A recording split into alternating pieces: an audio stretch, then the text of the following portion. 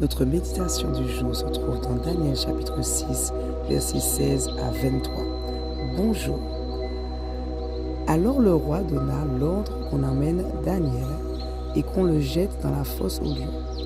Le roi prit la parole et dit à Daniel, « Puisse ton Dieu que tu sers avec persévérance te délivrer. » On apporta une pierre et on la mit sur l'ouverture de la fosse. Le roi la scella de son anneau et de l'anneau de ses grands, afin que rien ne soit changé à l'égard de Daniel. Le roi se rendit ensuite dans son palais.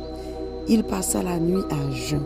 Il ne fit point venir de concubine auprès de lui, et il ne put se livrer au sommeil. Le roi se leva au point du jour avec l'aurore, et il alla précipitamment à la fosse aux lions. En s'approchant de la fosse, il appela Daniel d'une voix triste. Le roi prit la parole et dit à Daniel, « Daniel, serviteur du Dieu vivant, ton Dieu, que tu sers avec tant de persévérance, a-t-il pu te délivrer des lions ?» Et Daniel dit au roi, « Roi, vis éternellement. Mon Dieu a envoyé son ange et fermé la gueule des lions qui ne m'ont fait aucun mal, parce que j'ai été trouvé innocent devant lui et devant toi non plus, ô roi.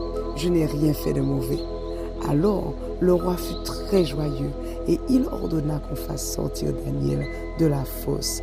Daniel fut retiré de la fosse et on ne trouva sur lui aucune blessure parce qu'il avait eu confiance en son Dieu.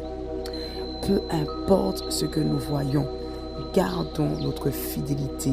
Soyons des chrétiens intègres, soyons des chrétiens vrais.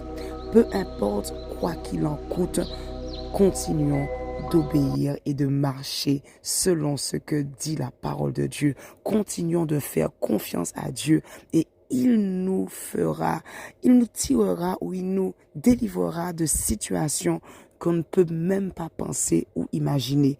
Il nous faut être comme Daniel, être prêt, même si nous savons que notre Dieu est capable de nous délivrer de la gueule des lions, mais être prêt à dire, même s'il ne me délivre pas, je serai fidèle à mon Dieu, je ne me prosternerai pas devant un autre Dieu que mon Dieu.